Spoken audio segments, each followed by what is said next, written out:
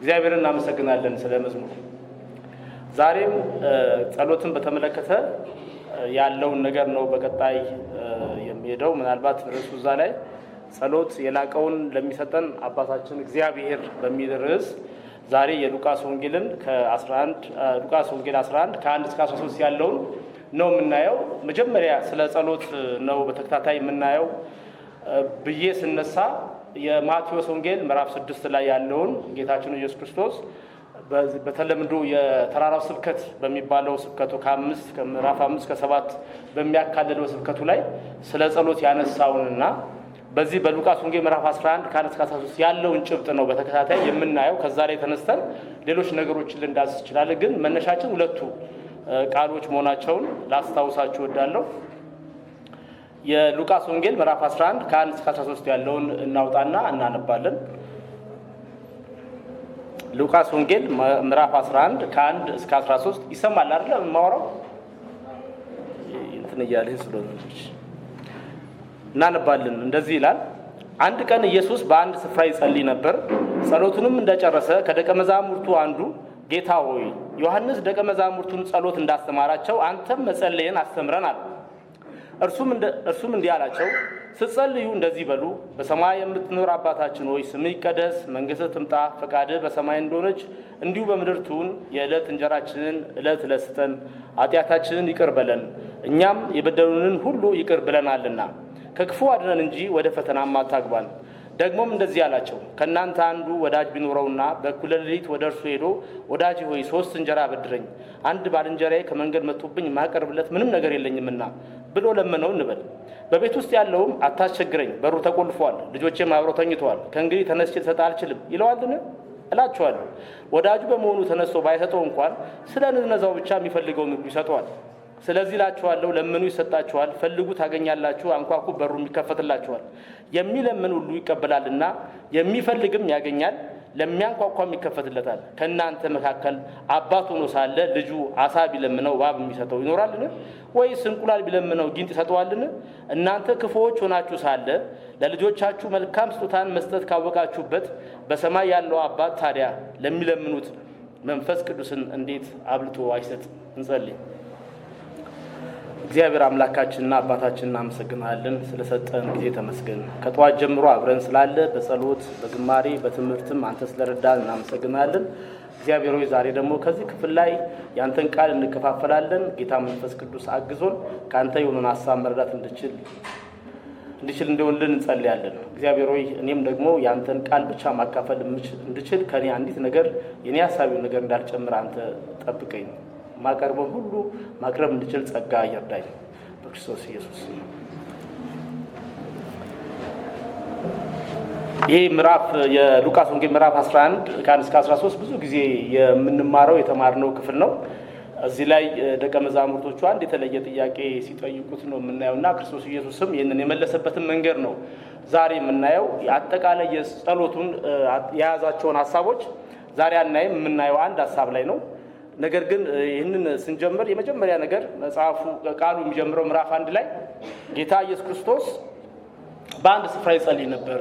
ከዛ ከጨረሰ በኋላ ደቀ መዛሙርቶቹ ጋር መገናኘቱን ነው የሚያሳየን እና ለዚህ ለሚናገረው ለሚተላለፈው መልእክት ሉቃስ እያንዳንዱን ነገር ከመጀመሪያ ጀምሬ ሂደቱን ምን እንደሆነ እንድታውቅ ነው የምጽፈው በሚል መሰረት እሱ ክሮሎጂካሊ አንድ ሐሳብ ለማስተላለፍ ያለውን ሂደት ጠብቆ ነው የሚሰራው። ስለዚህ ኢየሱስ ክርስቶስ በዚህ ክፍል ላይ መጀመሪያ ይጸልይ እንደነበረ መነገሩ ከዚህ በኋላ ስለ ጸሎት ጌታ ኢየሱስ ክርስቶስ ያስተማረውን ትምህርት እንድንማር አንድ መነሻ ይሆናል። ምንድነው ያ መነሻ? ጌታ ኢየሱስ ክርስቶስ ጸሎተኛ የነበረ መሆኑ ነው። ጌታ ኢየሱስ ክርስቶስ ባለፈው ጊዜ እንዳልነው አገልግሎት ከመጀመሪያ ከጥምቀቱ ጊዜ ጀምሮ እስከ መጨረሻ የመስቀል ሞቱ ድረስ ከሞትም ከተነሳ በኋላ በኤማውስ መንገደኞች ጋር አብሮ ሲገናኝም ጸልዩዋል። ከትንሣኤም በኋላ ሕይወቱ ሁሉ በጸሎት የተሞላ ነበረ። ነገር ግን ኢየሱስ ክርስቶስ በጸሎት የተሞላ መሆኑን ይጸልይ እንደነበር፣ ወደ ተራራ ይጸልይ እንደነበር ይናገር እንጂ መጽሐፍ ቅዱስ ኢየሱስ ምን እያለ ይጸልይ እንደነበር ግን ከተወሰኑ ቦታዎች ውጪ አናገኝም። ከአባቱ ጋር ሲነጋገር ምን እያለ ሌሊቱን ሙሉ ሲጸልይ ሲያድር ምን እያወራ ያድር እንደነበር ግን ምንም ነገር አልተወለንም። ምናልባት በስፋት ያየነው የእሱ አንድ ጸሎት ዮሐንስ 17 ላይ ወደ መጨረሻ ላይ እሱ ለደቀ መዛሙርቱ በኋላም አልፎ ላለነው ለእኛ ሲማልድልን ያለው ጸሎት ነው እና ኢየሱስ ምን እያለ ይጸልይ እንደነበር አንዳንድ ጊዜ ማወቅ ያጓጓል። ደቀ መዛሙርቶቹ ምናልባት ስላልሰሙ ይሆናል ኢየሱስ ክርስቶስን ጠርተው ሲመለስ እንዴት መጸለይ እንዳለብን አስተምረን ብለው ጠየቁት። ስለዚህ የዚህ ነገር መነሻ ኢየሱስ ክርስቶስ በጸሎት የበረታ የነበረ መሆኑ ነው። ምናልባት ይህንን ኢየሱስ ክርስቶስን አስተምረን ብለው ሲጠይቁት የጠየቀው ሰው አንድ መነሻ ያደረገው ዮሐንስ ደቀ መዛሙርቶቹን ጸሎት እንዳስተማረ አንተም እንደዚሁ እኛን አስተምረን ነው። ስለዚህ አንድ ነገር የምንነገረን ዮሐንስ ደቀ መዛሙርቶቹን እንዴት መጸለይ እንዳለባቸው ያስተምራቸው ነበር ማለት ነው። መጽሐፍ ቅዱስ አሁንም ዮሐንስ ምን አይነት ጸሎት ሲጸልዩ እንደነበር ግን አይነግረንም። ምናልባት ግን ልንገምት የምንችለው ከዮሐንስ አገልግሎት አንጻር መሲሁ ሊመጣ ነው፣ መንገድ እየጠረገ ነው፣ ስለዚህ ንስሐ እያስገባ ነው፣ የኃጢአት ስርየት ንስሐ እያስገባቸው ነው። ያ ነገር እንዲሆን መሲሁ መምጣቱ የፈጠነ እንዲሆን ያ ነገር የእግዚአብሔር መንግስት በምድር ላይ መኖሩ የፈጠነ እንዲሆን ምናልባት ስለ እንደዚህ አይነት ጸሎት ያስተምራቸዋል ብለን ልንገምት እንችላለን። ነገር ግን አሁንም ያህን አናውቅም። ግን አንድ የምናውቀው ደቀ መዛሙርቱን ዮሐንስ ጸሎት ያስተምር ነበር። እነዚህ የኢየሱስ ክርስቶስ ደቀ መዛሙርቶች ኢየሱስ ባስተማራቸው አብረው በነበሩበት በ3 ዓመት ተኩል ጊዜ ውስጥ እያሰለጠናቸው እያስተማራቸው የላካቸው ከሱ ጋር አብሮ እያሳደጋቸው በቃሉ ያናገራቸው ሲሄዱ ለአንድም ቀን ርዕስ ሰጥተው በዚህ ጉዳይ ላይ አስተምረን ብለው ታያቁ። ብቸኛው ኢየሱስ ክርስቶስን ርዕስ ሰጥተው አስተምረን ያሉት ጸሎትና ጸሎት ብቻ ነው። ሌሎቹን ምናልባት ቀድሞ እሱ እየነገራቸው እያስተማራቸው ይሄዳል። ነገር ግን ኢየሱስ ክርስቶስን በጥያቄ መልክ የትምህርት ርዕስ ሰጥተው የትሬኒንግ ርዕስ ሰጥተው እስቲ በዚህ ጉዳይ ላይ ትምህርት ስጠን ያሉት ጸሎትን ብቻ ነው። ይሄ ጸሎት አቀርብ የጠየቀው ሰው አንድ ሰው ነው። ምናልባት ከዚህ ቀደም የዮሐንስ ደቀ መዝሙር ከነበሩት ከእንድሪያስና ዮሐንስ ምሳሌ ከነሱ አንዱ ሊሆን ይችላል። እሱም አልተነገረንም። ግን ጸሎት ለመጸለይ ፍላጎት እንዴት እንደሚጸልይ ለማወቅ ከክርስቶስ ሕይወት ተነስተው በተለይ ሲጸልይ ተመልሶ መጠየቃቸው ይሄ በጣም አስደናቂ ነው።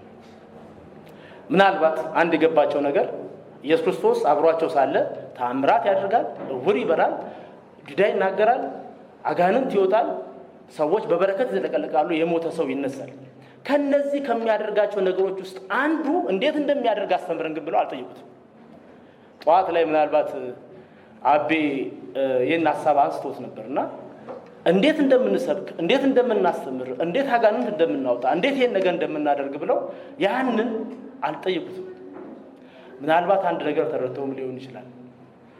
ኢየሱስ ክርስቶስ በጸሎት የሚኖር ስለሆነ ከአባቱ ጋር ያለው ግንኙነት የጠበቀ ስለሆነ የአባቱን ፈቃድ እንዲፈጽም ስለሆነ ጌታ መንፈስ ቅዱስም አብሮ ስለሆነ እነዚህን ነገሮች በሙሉ የሚያደርገው ከአባቱና ከመንፈስ ቅዱስ የተነሳ በመሆኑ ያንን ኃይል የሚያገኝበትን የጸሎትን ጉልበት ተመኝተውም ሊሆን ይችላል።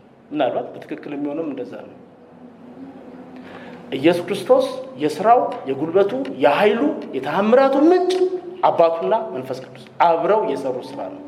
ያንን ግንኙነት ግን በየዕለቱ የእግዚአብሔርን የአባቱን ፈቃድ ለመፈጸም በጸሎት የጸና ሰው ነበረ። ስለዚህ እንዴት ነው የምትጸልየው? እንዴት ነው ከእግዚአብሔር ጋር የምትገናኘው የሚለው ጥያቄ በጣም በጣም አስፈላጊ ጥያቄ ጠየቁት። ከዚህም ውጪ ሌላ ጥያቄ አልጠየቁትም።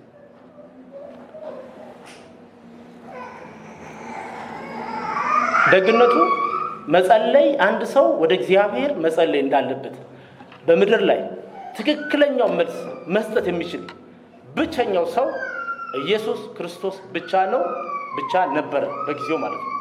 እኛ ከዛ ተመርስተን እናወራለን እንጂ ምድርን ከረገጡ ሰዎች ውስጥ ወደ እግዚአብሔር እንዴት መጸለይ እንዳለበት ትክክለኛ ምላሽ የሚሰጥ ከግምት ውጪ የሆነ እውነተኛ ነገር ሊናገር የሚችል ሰው ኢየሱስ ነው። ስለዚህ ደቀ መዝሙር ኢየሱስን ሲጠይቀው ለትክክለኛው ሰው ነው የጠየቀው። ምክንያቱም ራሱ ጸሎት ተቀባይ አምላክ ስለሆነ እሱም ሲጸልይ በትክክል እግዚአብሔር አብ በሱ ፈቃድ ሊጸለይ የሚገባውን ነገር መጸለይ የሚችል ብቸኛው እሱ ስለሆነ ማለት ነው። ስለዚህ ምንድነው መጸለይ ያለብን? እንዴት ነው የምንጸልየው የሚለውን ጥያቄ መመለስ የሚችለው ብቸኛው ሰው እሱ ነው። ስለዚህ ጌታ ኢየሱስ ክርስቶስ አንድ አማኝ ሲጸልይ ሊያተኩር የሚገባቸውን መሰረታዊያን አንድ ጸሎት ወደ እግዚአብሔር ሲጸለይ አንድ አማኝ ሊያተኩር የሚገባውን መሰረታዊው ነገርና ምናልባት ከመጸለዩ በፊት ማድረግ ያለበትን ቅድመ ሁኔታ ጨምሮ ትኩረት ማድረግ ያለበትን ነገር ጨምሮ በጸሎቱ አስተምሯቸው ትምህርቱ ሰጥቷቸዋል። በተለምዶ የአባታችን የሚባለው ጸሎት በብዙ በአብያተ ክርስቲያናት በክርስትና ቤተክርስቲያኖች ውስጥ በተለያዩ ፕሮግራሞች ውስጥ የፕሮግራም መጀመሪያና መደምደሚያ ተደርጎ በየጊዜው የሚደገም ጸሎት ነው። በፕሮቴስታንት ቤተክርስቲያኖች ውስጥ ብቸኛ የሚደገመው ጸሎት ይሄ ጸሎት ነው። ሌላ የተለመደ መዝሙረ ዳዊት አይደገመው፣ ሌሎች ጸሎቶች አይደገሙም። ኦርቶዶክስ ላይ ካቶሊክ ላይ እንዳለው ግን በፕሮቴስታንት ሃይማኖቶች ውስጥ ብቸኛ የሚደገመው ጸሎት እሱ ነው። ምናልባት ጌታ ኢየሱስ ክርስቶስ ይህንን ጸሎት ሲያስተምራቸው እንዲህ ብላችሁ ጸልዩ ሲል በጸሎታችሁ በፕሮግራማችሁ መጀመሪያና መጨረሻ ላይ ይህንን እየደገማችሁ ኑሩ ማለት ነው።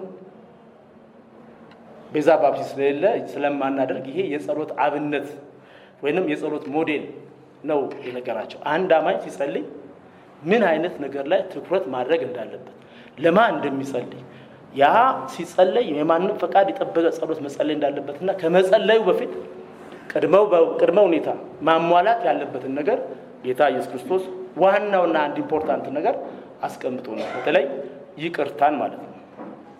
ጌታ ኢየሱስ ክርስቶስ በጸሎት ውስጥ ሰዎች ከሰዎች ጋር ባላቸው ግንኙነት ይቅርታ ማድረግ የማይችሉ ከሆነ ስለ ጸሎት እንዳያስቡ አጽንኦት ሰጥቶ ከተናገረባቸው ቦታዎች አንዱ ጸሎት እንዴት መጸለይ እንዳለበት እንዳትደክሙ ነው ያለው። አሁን ዛሬ ፖይንቱ ስላልሆነ ነው እንጂ አንደኛው ቅድመ ሁኔታ ሰው ጋር ቅያሜ ኖሮ ቅሬታ ኖሮ ይቅር ስለምል ወይንም ብያለውና ይቅር በለኝ ብላችሁ ጸልዩ።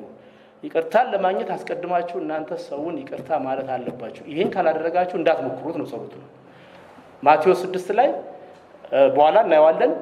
በሉቃስ 11 ላይ ዛሬ በመናየው ከጸሎቱ ላይ ካሉ አንጓንጓ ነገሮች ውስጥ ትኩረት የሰጠው አባታችን ሆይ በሰማይ የምትኖር ስም ይቀደስ የሚለው ነው ያወጣው። በተለይም አባታችን ሆይ የምንጸልየው ወደ አምላካችን አባታችን ወደ ሆነው ነው የምንጸልየው የሚለው ነው ትኩረት የሰጠው ሉቃስ 11 ላይ በኋላ እንደምናየው በምሳሌ ነው ያስረዳቸው። ማቴዎስ 6 ላይ ግን ከጸሎቶቹ ውስጥ መዞ እኛ የበደሉንን ይቅር እንደምንል አንተም ይቅር በለን ኃጢአታችንን ይቅር በለን ብሎ ቅድመ ሁኔታ የኃጢአት ይቅርታ ቅድመ ሁኔታ እኛ የበደሉንን ይቅር ማለታችን መሆኑ በኋላ ላይ ዘርዝሮ አስረድቶታል። እንዳትሞክሩት፣ ይቅር ካላላችሁ ጸሎትን እንዳትሞክሩት ብሎ ዘርቶታል። ዛሬ ግን ቶፒካችን እሱ አይደለም። ርዕሳችን ሉቃስ 11 ላይ ያስተማረው ትምህርት ነው። በሉቃስ 11 እና በማቴዎስ 6 መካከል ያለው ልዩነት ቅድም ያልኩት ነው። አንዳንድ ማቴዎስ የተጻፈው ላይ መጨረሻ ላይ መደምደሚያው ላይ መንግስት ያንተ ናትና ብሎ ይጨርሳል። ምክንያቱም የእግዚአብሔር መንግስት እስራኤል በተለይ ክርስቶስን ከመምጣት ጋር ስለሚያገናኙት ሲጽፍላቸው ማቴዎስ የሚያነቡት ሰዎች የበለጠ አንደርስታንድ እንዲያደርጉት ትኩረት ሰጥቶበታል። ይሄንን ሉቃስ ሲጽፈው ኦሚት አድርጎታል። ነገር ግን ሁለቱ ክፍል ላይ የተጠቀሱ ጸሎቶች በአንድ ቀን ያስተማረው ወይስ በተለያየ ሁለት ቀን ነው? በተለያዩ ቀናት ነው ያስተማረው? ምክንያቱም ተመሳሳይ ይዘት ያለው ስለሆነ ነው ወይ የሚል ሐሳብ በተለያዩ የመጽሐፍ ቅዱስ አዋቂዎች ዘንድ ይነሳል።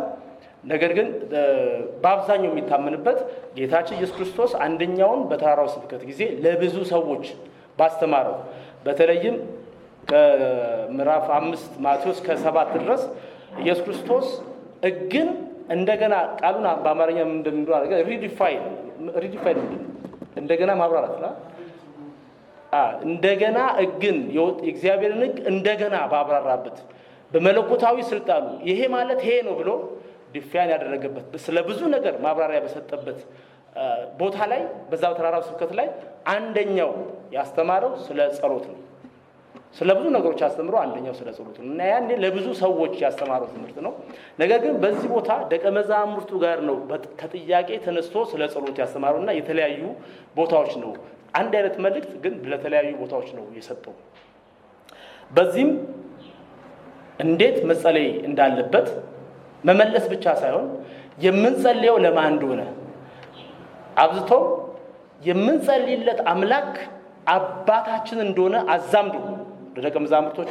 ስለዚህ በማንኛውም ጊዜ አንድ ሰው በአባቱ ላይ ያለው መብት በጸሎት ማግኘት የሚችል መሆኑን አረጋግጦ የማያዳግም ምላሽ ሰጣቸው። ምናልባት በኋላ ላይ በማብራሪያው ላይ ስናየው የጠየቀው ምን አድርጌ እንጸልይ እንዴት እንጸልይ የሚለውን ሐሳብ ደቀ መዝሙር ጠይቀው በትክክልም መገመት እንደምንችለው የምትጸልየው ጸሎት በእግዚአብሔር ዘንድ ተቀባይነት እንዲያገኝ ምላሽ እንዲያገኝ ትክክለኛው ጸሎት ምንድነው ብሎ ጠይቀው ጌታ ኢየሱስ ክርስቶስ ግን ሲመልስለት የምትጸልየው ለአባት እሱም ከምድራዊ አባት ለሚበልጥ ለላቀው ስለሆነ ምላሽ የሚያገኝ ነው ጸሎቱ ብሎ በጸሎት ላይ እምነትና ተስፋቸውን እንዲያሳድግ አድርጎ ነው ምላሽ ሰጣቸው። ጌታችን ኢየሱስ ክርስቶስ ይህን ነገር ሲያደርግ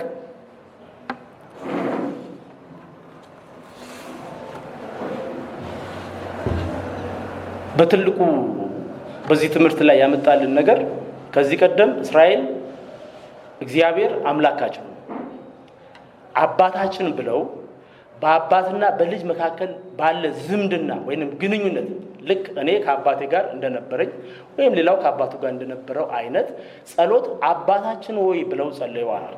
ምናልባት በተለያየ ቦታ ላይ እስራኤል አባት እግዚአብሔር ነው ተብሎ በአስገኝነቱ በጠባቂነቱ በፈጣሪነቱ አባት ተብሎ ተገልጾ ሊሆን ይችላል። ነገር ግን በልጅና በአባት መካከል ባለ በግል ግንኙነት ግን እግዚአብሔር አባት የሆነው በክርስቶስ ኢየሱስ ነው። ይሄ ትልቁ የምስራች ነው። ለምንድን ነው የምስራች ነው?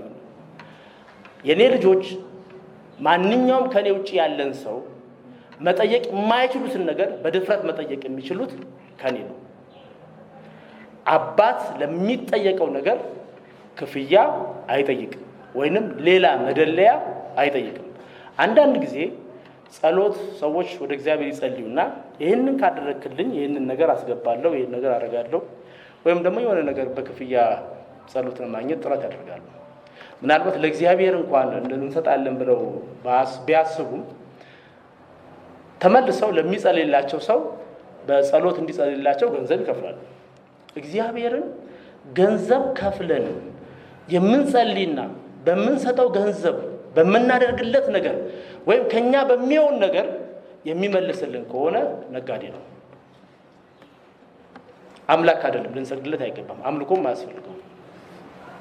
በገንዘብ መግዛት የምንችለው ነገር በሆነ በጉልበታችን በእውቀታችን በየትኛውም በእኛ ማንነት ከእግዚአብሔር የምናገኘው ነገር ካለ የትኛውም ስጦታ እሱ ስጦታ አይደለም፣ ግዥ ያደረግነው ወይንም ለስራችን የሚከፈል ክፍያ ነው።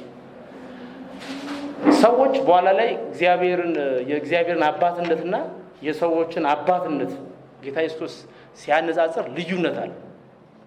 እንደውም የሰውን አባትነት ክፉ ነው ይሏል። አንዳንድ ሰው ለልጁ በሚያደርገው ነገር ወደፊት ስታድግ ትጦረኛለች፣ ይሄን ነገር ስታድግ እንዴት ታደርገኛለች፣ ካደገም በኋላ አሳድጌ አብልቼ አጠጥቼ ለኔ ምላሹ ይሄ ነው ይላል። አባት ይጠብቃል። የምድራዊ አባት ማለት ነው ራሱን ስለሚያይ። የሰማያዊ አባት ግን ምንም አይነት ከኛ የማይፈልግ ንጹህና የተባረከ ስጦታ የሚሰጠን አባት ነው። ይህንን ነው የነገራቸው። እንዴት መጸለይ እንዳለበት ጥያቄ ለሆነው ሰው መልሱ የሰማያዊ አባት የተትረፈረፈ ጸጋ ያለው አባት ሁሉን ነገር ሊያቀርብ የሚያስፈልገን ሊሞላል የሚችለው አባት ነው። በድፍረት ልትጠይቀው የምትችለው አባት ነው ብለው የእግዚአብሔርን የአባትነት መጠን አሳይቶታል። ጌታ ኢየሱስ ክርስቶስ ይህንን ሲያብራራ አንድ በጣም ደስ የሚል ኢንተረስቲንግ የሆነ ታሪክ ነግሯቸዋል። ፓራብል። ያ ታሪክ እነሱ በሚገባቸው መንገድ የቀረበ ታሪክ ነው። ጌታ ኢየሱስ ክርስቶስ በምድር ላይ ካሉት አስተማሪዎች ውስጥ የላቀው አስተማሪ ከሚያሰኘው ነገሮች ውስጥ አንዱ ለመረዳት የሚከብደውን ሐሳብ በቀላል መንገድ ማቅረብ መቻል ነው። በነገራችን ላይ እኛ ትምህርት ስንማር ብዙ ጊዜ ትምህርት እንድንጠላ የሚያደርጉን አስተማሪዎች የሚያስተምሩበት መንገድ ያው ስሜ ስላለ ይህን ነገር አንደርስታንድ ያደርጋል። ትምህርት ቤት ትምህርት እንዲገባን የሚያደርጉበት መንገድ ውስብስብ ስለሆነ በእኛ ደረጃ እኛ መቀበል በምንችለው መጠን ስላልሆነ ልንረዳው አንችልም። ማቴማቲክስን ጨምሮ እኔ ማቴማቲክስ አልወድም ነገራችን ላይ ትምህርት ቤት ስላለ ከሆነ ጊዜ በኋላ ጊዜ የሚፈልግ ትምህርት ሆኖብኝ በቃ ተችዋለሁ። በፈጣሪ እንደው ያለፍኩት ነገር ግን ወደ ኋላ ተመልሼ ሳየው ግን በጊዜው የነበሩ አስተማሪዎች አቅለው ቢያሳዩ ኖሮ ሊገባኝ የሚችል ነው። የሰው ልጅ አእምሮ መቀበል የማይችለው ትምህርት የለም። ነገር ግን የሚቀበልበት መንገድ በማስተማር ሂደት ውስጥ ከባዱ ነገር ከባዱ የሆነውን ሐሳብ አቅሎ ማቅረብ ነው። ኢየሱስ ክርስቶስ ግን ይናደርጉታል። እነሱ ከሚኖሩበት የኑሮ ዘይቤ አንፃር፣ የሚሰማው ሰው ከሚያውቀው ታሪክ አንፃር፣ እለት እለት ከሚኖርበት የህይወት ልምምድ አንፃር ትልቁን ሊያስተላልፍ የፈለገውን ነገር ጌታ ኢየሱስ ክርስቶስ ማስተላለፍ ችሏል። እግዚአብሔር አምላክን አባት አድርጎ ለማሳየት፣ ጸሎት የሚሰማ አምላክ አድርጎ ለማሳየት ከምንጸልየው ጸሎት ጉዳይ ጋር ሳይሆን ከአባትነቱ ጋር የተያያዘ ነው የኛ ጸሎት፣ ከግንኙነታችን ጋር ነው የሚለውን ለማሳየት አንድ ምሳሌ አምጥቷል። ይሄ ምሳሌ በዛን ጊዜ ደቀ መዛሙርቱ ሲሰሙ በደንብ አድርገው አንደርስታንድ የሚያደርጉት ምሳሌ ነው። ምሳሌው ቅድም እንዳነበብነው አንድ ሰው ሌሊት ከይቱ 6 ሰዓት እንግዳ መጣበት። ቤቱ ለእንግዳው ማቅረብ የሚችለው ነገር የለውም፣ ምንም የለውም የሚያቀርብለት። ሌሊት 6 ሰዓት ነው። ስለዚህ አንድ የተሻለ ይኖረዋል ብሎ የሚያስበው ጎረቤቱ ጋር ሄደ። ጎረቤቱ ጋር ሄዶ ከሌሊት አሁን እንግዳ መጥቶብኛል፣ ላቀርበው የምችለው ነገር ምንም ነገር የለኝም፣ እባክህ 3 እንጀራ ስጠኝ። እንጀራ ሲለው ማንኛውም የሚበላ ነገር ማለት ነው። እኛ ዲፋይን ሊሰጠው የምችለው ነገር ስጠኝ ብሎ ጠየቀው እና ጌታ ኢየሱስ ክርስቶስ ይህንን ሲል አንድ ጥያቄ ጠይቃቸዋል። ያ ጥያቄ ምንድን ነው? ይሄ ሰው በሩን ቆልፎ የተኛው ሰው፣ ከልጆቹ ጋር አብሮ የተኛው ሰው ሌሊት 6 ሰዓት ላይ ዞር በልልኝ፣ በሬን ቆልፌ ተኝቻለሁ፣ ልጆቼም ተኝተዋል፣ አልሰጥም ይለዋል ወይ ብሎ ይጠይቃቸዋል። ዴፊኒትሊ ያለምንም ጥርጥር ታሪኩ ኢየሱስ የተነሳበትን መነሻ በደንብ ስለሚያውቁት መልሱ አይለውም ነው። ለምን አይለውም? ብዙ ጊዜ ይሄ ታሪክ ሲነገር በጸሎት ረጅም ጊዜ በመቆየት ወይንም ጸሎት ላይ በመጽናት ብዙ ጊዜ በመጸለይ አንድን ጉዳይ ማስፈጸም እንደሚቻል ተደርጎ የሚጠቀስ ጸሎት ነው። ይሄ ጸሎት 3 ተዋናዮች አሉት። አንደኛው እንግዳው በሌሊት የመጣው እንግዳ ማለት የፈረደበት እንግዳ አለ። ሁለተኛው እንግዳ የመጣበት ሰው ነው። ሶስተኛው ይሄ ከልጆቹ ጋር የተኛ ሰው ነው። ታሪኩ ስለማን ነው ኢየሱስ መናገር የፈለገው? ስለ እንግዳው ነው? ስለሚለምነው ሰው ነው? ወይስ ከልጆቹ ጋር ስለተኛው ሰው ነው? የትኛው ይመስላችሁ? ስለሚለምነው ሰው። ጌታ ኢየሱስ መናገር የፈለገው ስለ አባት ነው፣ ስለሚሰጠው ሰው ነው። ኢየሱስ መናገር የፈለገው ስለ ቤቱ ጋር አብሮ ልጆቹ ጋር ስለተኛው ሰው ነው ማውራት የፈለገው። እሱ እንዴት እንደሆነ እናያለን። ዋናው ግን መነሻው እንግዳ መቀበል ነው። በመካከለኛው ምስራቅ ኢትዮጵያን ጨምሮ ለእንግዳ ያለው ክብር የተለየ ነው። ሁላችንም እስራኤልን ተዋቸው ወደኛ ኮንቴክስት ብንመጣ ቤታችን እንግዳ ሲመጣ ቤታችን ውስጥ ባለ ምርጡ ነገር ነው የምናስተናግደው። ምናልባት አሁን ይቀር እንደሆነ አላውቅም፣ እኛ ቤት በፊት እንግዳ ሲመጣ ለገና ብቻ በሚወጣ ታጥቦ ሳህን ነው የሚስተናገደው። እኛ ቤት አይደለም ሙላቷ ቤት ነው እያለች ነው። እኔም እኛ ቤት አልኩት ሙላቷ ቤት ነው። በከፍተኛ ጥንቃቄ የቤታችንን ነገር ሁሉ አጸዳርተን እንግዳ በከፍተኛ ክብር ነው የምናስተናግደው። እንግዳ ማስተናገድ ለአንድ ቤተሰብ ክብር ነው። እሱ ብቻ አይደለም። እኔ በፊት ባደኩበት ቤት አሁንም እኛ ቤት ምለው እናቴም ቤት ነው። አንድ ሰው ሲመጣ ከሰላምታ ጋር አብሮ ግባ ግባ ግባ ይባላል። ሴትም ከሆነች ግቢ ግቢ ይባላል። እንግዳ የምናስተናግድበት አንዱ መንገድ ቤታችን በደጃችን ያለፈ ሰው ናና ተስተናግድናል። አንዳንዱ ዝም ብሎ ለማለት ያለው አንድ ጊዜ እኔ ቤት ውስጥ ቁጭ ብያለሁ። እቺ አባባል እስከዛሬ ተጽዕኖ ያሳደረብኝ ነች ብዬ አስባለሁ። አንዳንዴ ራሴን ሳይሆን እናቴ ውጭ ሆና የሆነ ጉዳይ እየከወነች አባቴም አለ እዛ ግቢ ውስጥ ቁጭ ብሏል። እኔ ውስጥ ነኝ። የሆኑ 2 ሴቶች ያልፋሉ፣ የሰፈራችን ናቸው እና ሰላምታ ሰጥተው ማይ ግቡ ግቡ እንዴ ግቢ አራ ግቢ በጣም ተጫነቻቸው። አባቴ ምን አለ? ምንድነው ግቡ ግቡ በጣም ቢገቡ ምን ልትሰጫችሁ? ምን ልታደርግላችሁ? ምን አዘጋጅተሽ ነው አለ።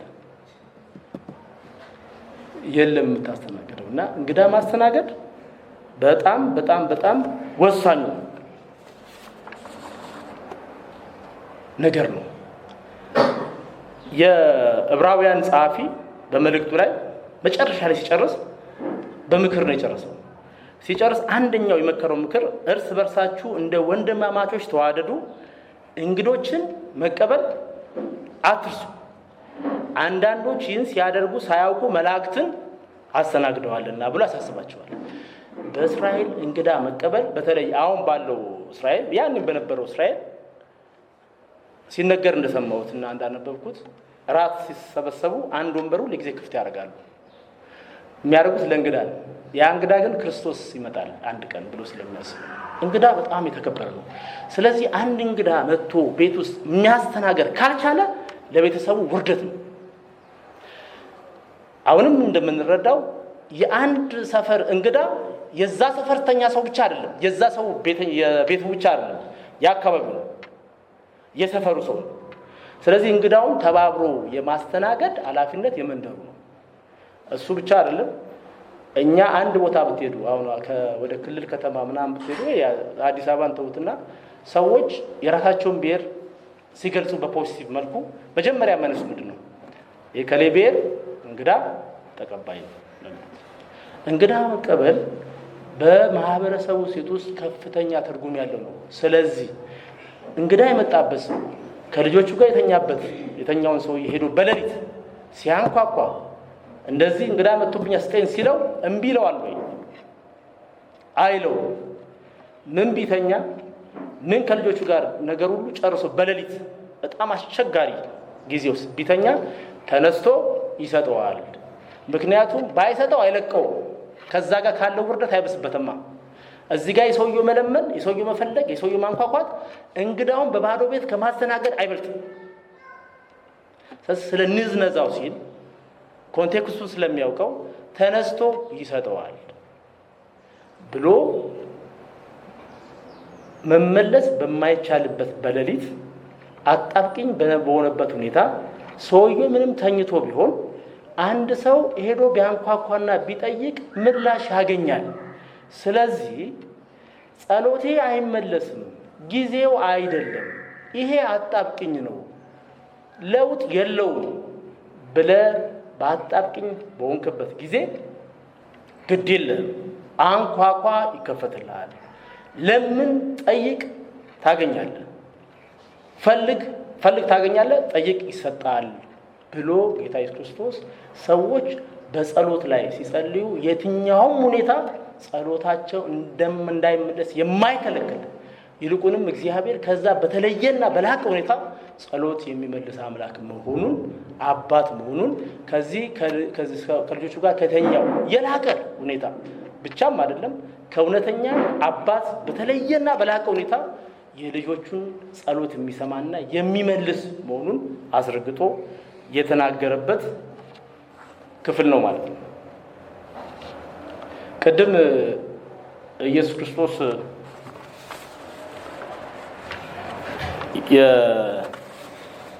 የምሳሌዎችን ሲናገር ከሕይወት ተሞክሮ ነው የሚናገረው ብዬ ነበር።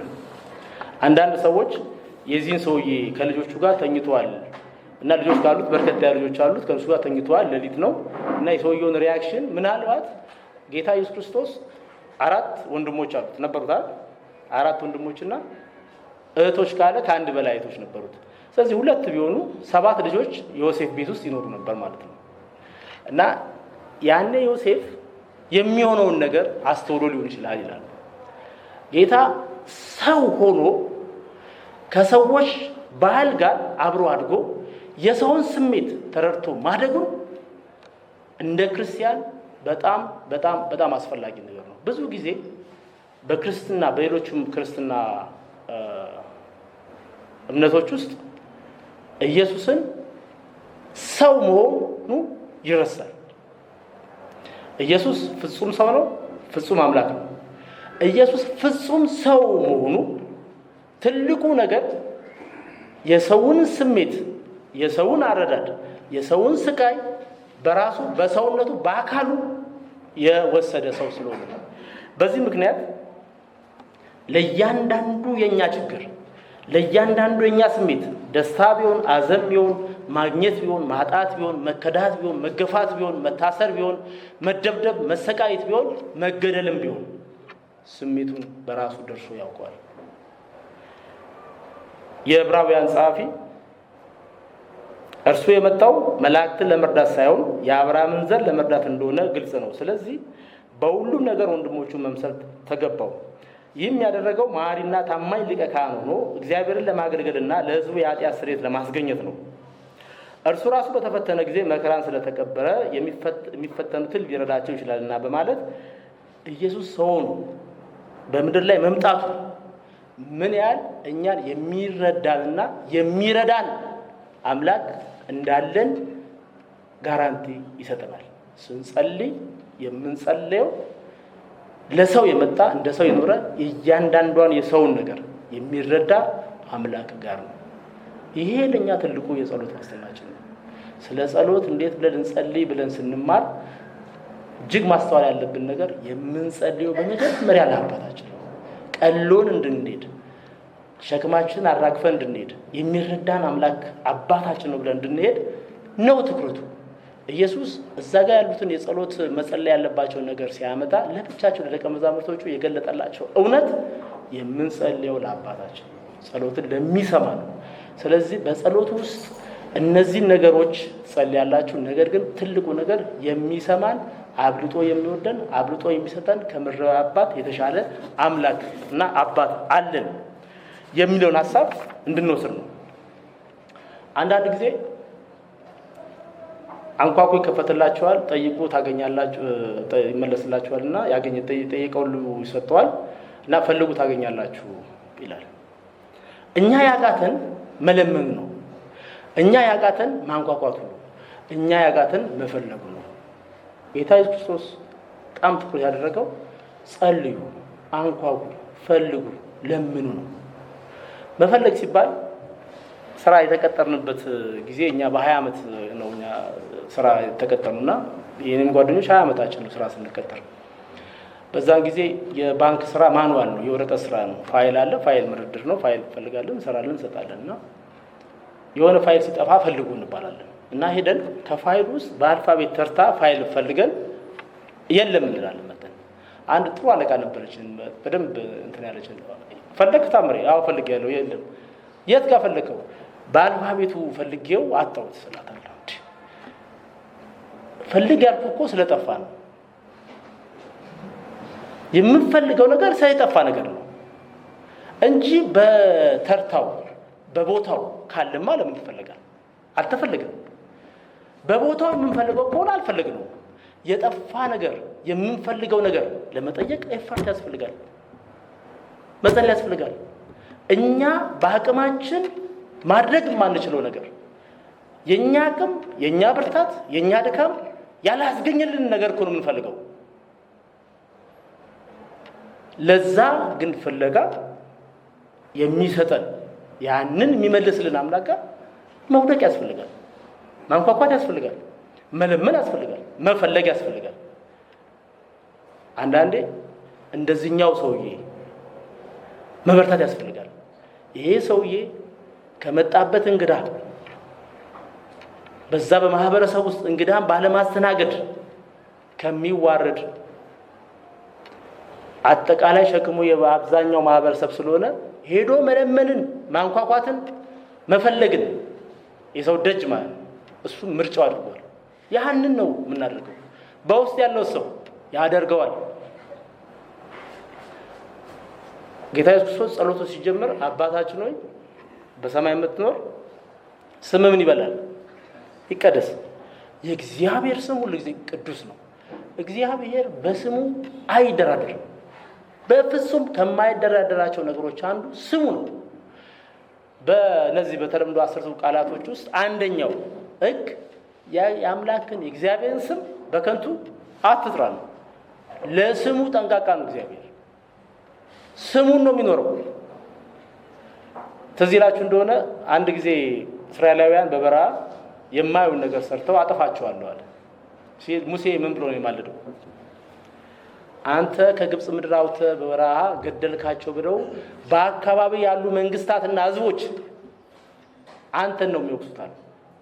አወጣቸው ብሎ ከዛ ልክ ስሙ እንደሚነሳ ሲነግረው እግዚአብሔር ምንድን ነው የሚለው? ከዛ በኋላ ቃሉ እግዚአብሔርም ከክፋቱ ተመለሰ፣ አቆመ፣ በስሙ አይደራደርም። እግዚአብሔር አባት ነኝ ካለ እኛ ልጆቹ ከሆንን አባት ማድረግ ያለበትን ነገር ለማድረግ ለአባትነት ስሙ የሚጠነቀቅ ነው። ይሰጠናል፣ ይመልሰናል። ይህን ነገር ከገባን የምንጸልየው ወደ አባታችን መሆኑ ከገባን እግዚአብሔር ፊት የመጠየቅ ድፍረት ይኖረናል። እግዚአብሔር ግን የሚፈልገው አንድ ነገር እንደ ፈቃዱ የሆነ ጸሎት፣ እንደ ፈቃዱ የሆነ መታዘዝ እሱን ነው የሚፈልገው። ያ ከሆነ ጸሎት እንዴት እንደሚጸለይ ሳይሆን ፖይንቱ የምንጸልይለት አምላክ ጸሎታችን ይሰማል። ነገር ግን እንደዚህ ብለህ ጸልይ የሚለውን ሐሳብ ነው እግዚአብሔር ያስቀምጠው። ጌታ ኢየሱስ ክርስቶስ አባትነትን ሲገልጸው እግዚአብሔርን አባትነት ቅድም እንዳልካችሁ ከምድራዊ አባትነት ጋር ያነጻጽሩታል። የምድራዊ አባታችሁ ክፉ ሆኖ ይላል አይደል? ክፉ ሆኖ ነው የሚለው። ክፉ ሆኖ ለልጁ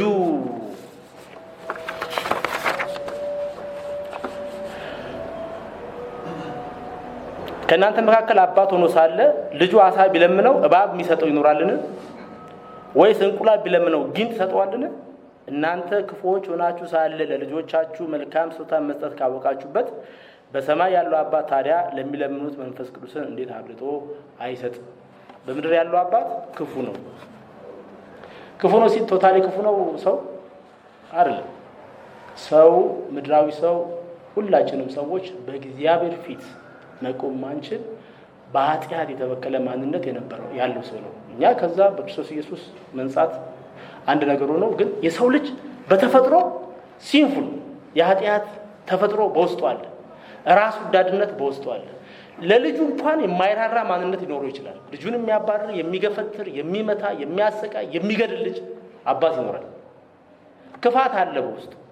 ነገር ግን ክፋት እንኳን ቢኖረው ልጁ ላይ የሚጨክን እንኳን ቢሆን ክፋት በውስጡ ያለበት ፍጹም እንኳን ባይሆን ማለት ነው ፍጹምና የሌለው እንኳን ቢሆን የጠየቀውን ነገር ይመልስለታል። ጠይቆ የሚያጠፋውን ነገር አይሰጠውም። የምድራዊ አባት ለልጁ ሰው በራሱ እንኳን ክፉ ቢሆን ለልጁ ግን ሲሆን የሚያጠፋውን ነገር አይሰጠውም። ፍጹምና ያለው ፍጹሙ እግዚአብሔር ደግሞ የበለጠ ነው የሚሰጠን። ምድራዊ አባት ይህን ማድረግ ከቻለ የሰማዩ አባት ሁሉ ያለው ፍጹም የሆነው አምላክ ደግሞ እሱ የበለጠውን ነው የሚሰጠው። የበለጠውን ነው የሚሰጠው ብሎ በምድር የደመደመው እንዴት ምንን አይሰጥም ማለት? መንፈስ ቅዱስን አብልጦ አይሰጥም ማለት። የሰማዩ አባት እንዴት መንፈስ ቅዱስን አብልጦ አይሰጥም ማለት? እግዚአብሔር ለኛ የሰጠን ትልቁ ስጦታ ምንድን ነው? ልጁን ኢየሱስ ክርስቶስ ነው። የፍቅር ጥግ ከዚህ የሚበልጥ ፍቅር የለም የተባለለት የፍቅር ጥግ እግዚአብሔር አምላክ ለዓለም ሁሉ የሰጠው ልጁን ነው። አንድያ ልጁን ነው። አንድያ ልጁን ለመስቀል ሞት አሳልፎ ሰጥቷል። ትልቁ ስጦታ እሱ ነው። ጌታ ኢየሱስ ክርስቶስ ለኛ ትልቁ ስጦታችን ነው። ሳይሰስት የሰጠን ማለት ነው። አብልጦ የሰጠን እሱ ነው። በሱ ምክንያት በሱ ቤዛነት እኛ ከሞት ወደ ሕይወት ከዘላለም ጥፋት ወደ ዘላለም ሕይወት ተሸጋግረናል። ይሄ ትልቁ ስጦታ ነው። ኢየሱስ ክርስቶስን ያገኙ ደቀ መዛሙርት በጊዜው የነበሩት የመጀመሪያዎቹ ደቀ መዛሙርት ጌታ ኢየሱስ ክርስቶስ የመራው አገልግሎቱን ጨርሶ ተላልፎት ሰጥቶ አገልግሎቱን ጨርሶ ወደ አባቱ ሊሄድ መሆኑን ሲነግራቸው ቅር አላቸው፣ ባርባር አላቸው አይደል? ዮሐንስ 14 እንደዛ ነው የሚለው። ጨነቃቸው እና ጌታ መከራቸው። ተመልሼ እመጣለሁ፣ ልባቸው አይታወቅ፣ በእኔ እመኑ አላቸውና ግን አንድ ተስፋ ሰጥቷቸው ሄደ። ያ ተስፋ ምንድን ነው? ብትወዱኝ ትእዛዜን ትጠብቃላችሁ፣ እኔ አብን እለምናለሁ፣ እርሱም ከእናንተ ጋር ለዘላለም የሚኖር ሌላም ይሰጣችኋል፣ አጽናኝ ይሰጣችኋል። እርሱም የእውነት መንፈስ ነው። ዓለም ስለማያየውና ስለማያውቀው ሊቀበለው አይችልም። እናንተ ግን አብሯችሁ ስለሚኖር በውስጣችሁ ስለሚሆን ታውቁታላችሁ። ወላጅ እንደሌላቸው ልጆች አልተዋችሁ። ጌታ ኢየሱስ ክርስቶስ የእግዚአብሔር ድንቅ ስጦታ ከሞት ወደ ሕይወት ያሻገረን ምድራዊ ጉዞ ጨርሶ ሲሄድ በዛን ጊዜ የነበሩ ደቀ መዛሙርት የእሱ መሄድን መቀበል የማይችሉት እውነት ነው የሆነው። ነገር ግን እኔ ብሄድ ይሻላቸዋል፣ አብ የሚልክላችሁ መንፈስ ቅዱስ ግን ሲመጣ እሱ ወደ እውነት ይመራቸዋል፣ ያጽናናቸዋል። አብ እግዚአብሔር ለእኛ ሊሰጠን የሚችለው አብልጦ ሊሰጠን የሚችለው ምድራዊ ነገር ውጭ ያለውን ነገር ብቻ የሚቀይር ሳይሆን ውስጣችንን የሚቀይርን ነገር ነው። አሁንም አድርጎታል። ጌታ መንፈስ ቅዱስ ልኮ እያንዳንዱ አማኝ ባመነበት ቅጽበት በጌታ መንፈስ ቅዱስ ተሞልቶ የእግዚአብሔር መንፈስ በውስጣችን አለ እንጠራጠራ አንዳንዴ ደከም ስንል እቺን እውነት እንረሳታለን። ያ መንፈስ ቅዱስ የምንለምነውን የሚያውቀው መንፈስ ቅዱስ በውስጣችን አለ። ትልቁ ስጦታ ወደፊት ትልቁ ስጦታ ጌታ ኢየሱስ ክርስቶስ ለእግዚአብሔር የሚሰጠው ቃል የገባው መንፈስ ቅዱስ ነው። ይሄ ከመምጣቱ በፊት የነበር ነው። እሱ ሲሆን ወደ እውነት ሁሉ የሚመራን ነው። ጥያቄ የማንጠይቅበት ማለት ነው። ኢየሱስ ሕይወታችንን ኢየሱስን የሚያገነው ነው በሕይወታችን ውስጥ አንድ የመንፈስ ቅዱስ ከፍ የሚያደርገው ክርስቶስ ነው። ስንሰት የሚመልሰን ነው። እንድንሰብክ፣ እንድናገለግል፣ እንድንሮጥ በሰዎች ፊት ቆመን ክርስቶስን እንድንመሰክር የሚያደርገን መንፈስ ቅዱስ ነው። ያም ብቻ አይደለም፣ በምድር ላይ በምንኖርበት ኑሮ ሁሉ ጌታ መንፈስ ቅዱስ መንፈሳዊ ፍሬ አፍርተን በመልካም ስራዎች እንድንኖር የሚረዳን አሁንም መንፈስ ቅዱስ ነው። መንፈስ ቅዱስ ይሄ በእያንዳንዱ በየዕለት የምንጠይቃቸውን ጥያቄዎች ምድራዊ ጥያቄዎች ብቻ ሳይሆን ሰማያዊ ጥያቄዎችን መንፈሳዊ ጥያቄዎችን መልሶልን ውስጣችንን የሚያድስልን የተለወጠ ማንነት እንዲኖር የሚያደርግ ወደ ክርስቶስ ፍጹም ሙላት የምንጓዘው መንገድ እንድንሄድ የሚያግዘን በመከራም ውስጥ በችግርም ውስጥ በመፈተንም ውስጥ እንድናልፍ የሚያግዘን ኃይላችን መንፈስ ቅዱስ ነው። ያንን ደግሞ አብልጦ ይሰጣችኋል ነው ጌታ ያለው። ይሄ ተፈጽሟል። አንድ ነገር ግን አሁንም ተመሳሳይ ነው። በምድር ውስጥ ስንኖር አሁንም ከእግዚአብሔር ጋር ባለ ንብረት አሁንም መጸለይ አብረን መውደቅ አለብን። ምክንያቱም ለሚለምን ሁሉ ይቀበላል፣ ፈልጉ ታገኛላችሁ፣ ለሚፈልግም ያገኛል፣ አንኳኩ በሩም ይከፈትላችኋል። ለሚያንኳኳ በሩ ስለሚከፈትለት ማለት ነው። ይሄ የእግዚአብሔር ቃል ነው። ይሄ የክርስቶስ ኢየሱስ ቃል ነው። የማይሻር የማይለወጥ እውነተኛ የሆነ ቃል ነው። ይሄንን እናምን እግዚአብሔር እምነታችንን ከፍ እንዲያደርግልን እንዲገባን እንድንረዳው እግዚአብሔር ከነገሮች ሁሉ በላይ የሆነው አምላክ አባታችን መሆኑን እንድናውቅ በየትኛውም ሁኔታ ውስጥ ብንሆን በየትኛውም አጣብቂኝ ውስጥ ብንሆን የሚሰማን አምላክ እንዳለ እንድንረዳ እሱ አምላክ ደግሞ መንፈሱን በእኛ ውስጥ ያኖረ ያስቀመጠ የሚመራን አምላክ እንዳለን እኛ ደግሞ ለዛ መንፈስ መታዘዝ እንድንችል እግዚአብሔር ያግዛል። አልናገርም ብዬ ነበር። አንድ ነገር ልንገራችሁ። ባለፈው ጊዜ በዚህኛው ሳምንት ውስጥ ለኔ ሊያስጨንቀኝ የማይገባ ግን እጅግ ያስጨነቀኝ ነገር አጋጥሞኝ ነበር።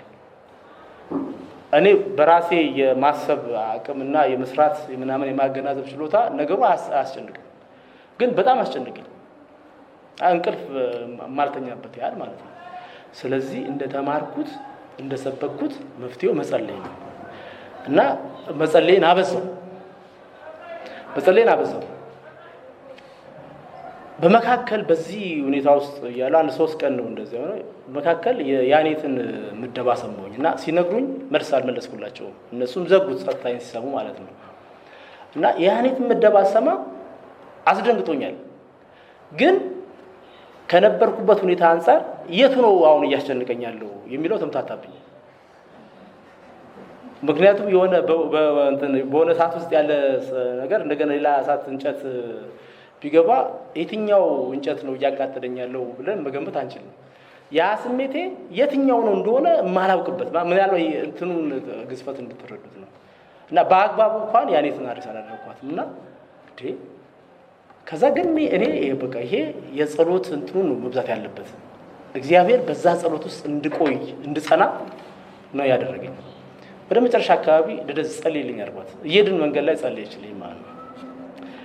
ነገሩ የሚሆንበት ቀን ሲደርስ እጅግ ቀላል ማለት ነው። እጅግ ምንም ማያስጨንቅ ማለት ምንም ኢፌክት የሌለው ነገር ሆነ። ከዛ ነው ስለ ያኔት ማሰብ የጀመርኩት። ያ ሲወጣ